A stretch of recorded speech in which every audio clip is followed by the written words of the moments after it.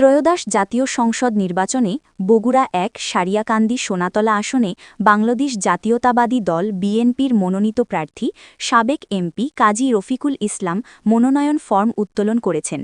রবিবার দুপুরে সহকারী রিটার্নিং কার্যালয় থেকে বিএনপির মনোনীত প্রার্থীর পক্ষে মনোনয়ন ফর্ম উত্তোলন করেন উপজেলা বিএনপির সাবেক সভাপতি কাজী এরফানুর রহমান রেন্টু।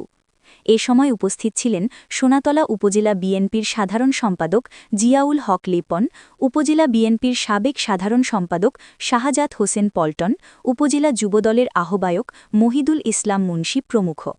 সুমন সাহার রিপোর্ট, সারিয়াকান্দি সংবাদ, বগুড়া।